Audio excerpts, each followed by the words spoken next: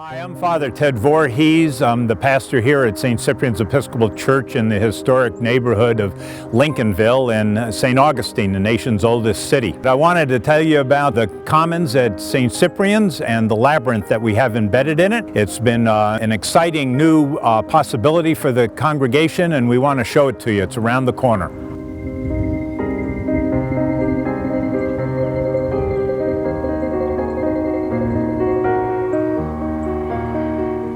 Welcome to the Commons at St. Cyprian's Episcopal Church.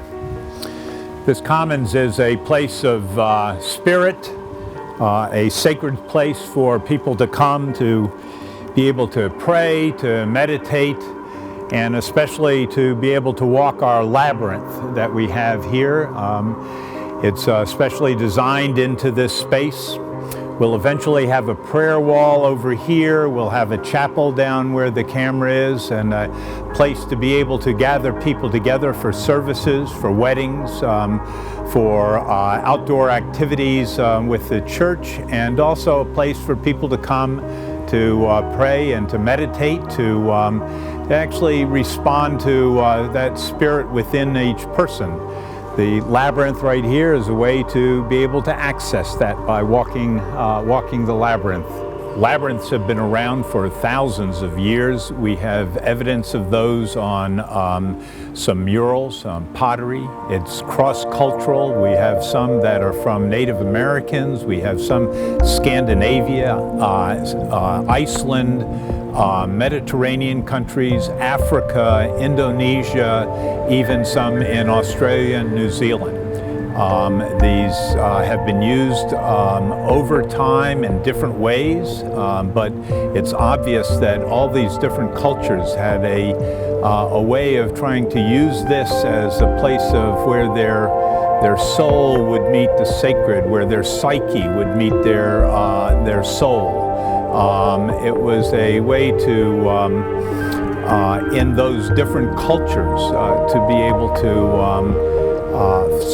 talk about something that was beyond being able to be expressed in words. The labyrinth, many mazes today, or we think about those corn mazes we have in the fall around Halloween, where they have the big side, you can't see anything outside of them. Most labyrinths are flat on their design. Many of them are outdoors, like this one, which is made from tumbled concrete pavers.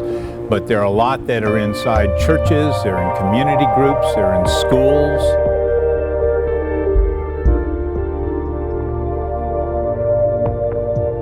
They're interfaith.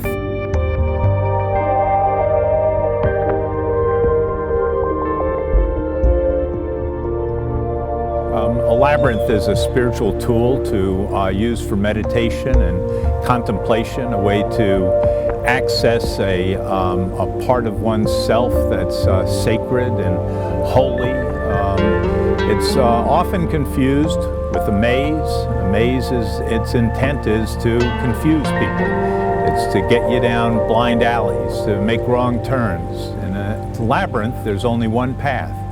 And by walking that path, often using a walking meditation or a prayer or something like that, it allows one to calm oneself down, to focus on a balance in life, to be able to move toward the center, and as you move toward, you move away and then back towards the center. It really brings you to a place of accessing that center within you.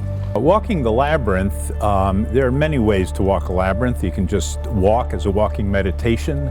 Some people do it in a kind of rhythmic dance while they do it. Some people have music with them. We've done it with drumming circles where we have people around and they drum and other people walk. Done it at night where people are holding candles or lights to be able to walk in silence as they walk through it. But basically, one starts at the entrance. There's only one way into the labyrinth. It's the entrance right here. Most often you stand there for just a moment to be able to kind of gather yourself, to gather your thoughts and your soul together, and then just walk and follow the path. do it at a regular, nice, just slow pace to get through the whole thing. And then when you get to the center, stand in the center for just at least a bit and get a sense of what that means to be centered.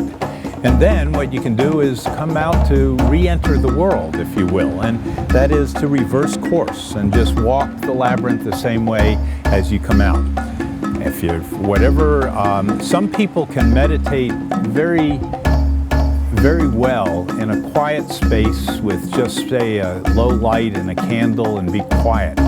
But other people need to be able to access that part of them in a different way. And this is one of those ways of being able to do it while walking. But if it isn't for you, there's always a way you can just walk right out. You don't have to. It's not like it's you're entrapped in anything. The idea is rather than entrap you, it's to free you. This is a way of being able to go in and be able to get closer and closer to the center. Our experience in life is one of those where sometimes that goal seems almost in reach, and then all at once it seems to get away from us. And that's exactly what the walking the labyrinth does, is it brings us close to the center and then away from the center until finally we get there. And so walking the labyrinth is just one way of being able to have that slow meditation and be able to realize that as a metaphor for one's own life. This is right here, this is Martin Luther King Avenue, and Lovett Street runs east and west, and Martin Luther King runs north and south. And that's the main road, and the side road is Lovett Street. The church's entrance is over on Lovett Street, but there is parking on Lovett Street, and there's also parking on Martin Luther King. And there's a ramp right here. There's a ramp to get into the church, also a ramp to get into our mission house, which where there are restroom facilities, and that's where our church offices are. The Commons at St. Cyprian's in this labyrinth is at St. Cyprian's Episcopal Church, which is on the corner of Martin Luther King Avenue and Lovett Street in the historic Lincolnville neighborhood of St. Augustine.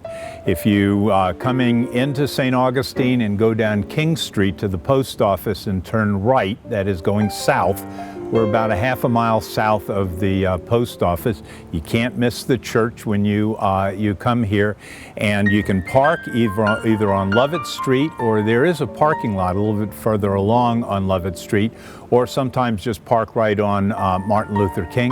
Everyone is welcome. It's a place where this will be completely handicap accessible, wheelchair accessible. The labyrinth we have here is a 7-circuit labyrinth. Labyrinth comes in all sizes, can be 7 to 12, or even as few as 5 circuits in terms of the way in which we move around in the labyrinth. This labyrinth was designed for this space right here. This is the Commons at St. Cyprian's. It's a spirit place, a place where people can come to be able to pray, meditate, access their own spirit, to celebrate life. We look at having weddings here. We look at having outdoor services. It'll be a place where we will bless the animals on the Feast of St. Francis.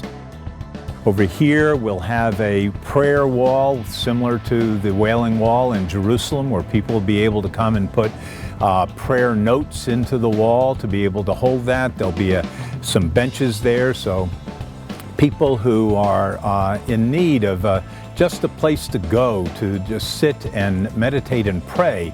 Sometimes that may be because someone's in surgery, or maybe it's because it's a loss in someone's family, someone's died, or maybe it's because of just some life transition that someone wants to come and do that. That will be there. And we'll have an outdoor chapel up at this end, and that'll be a place where we can celebrate those weddings. We can have put up a music group when we do our Vespers out here. At times we may even have a tent over here so that we can have wedding receptions and that kind of thing. But this labyrinth is a part of this bigger spirit space that we have, and this is the first phase of the Commons at St. Cyprian's. We're looking forward to having additional as we continue to build in this. We'll then landscape all around it so that it will allow this space to be a place where people can go who are of all different faiths, and some people who don't have any faith community at all, but just want a place to be, just to stop and to just be for just a while.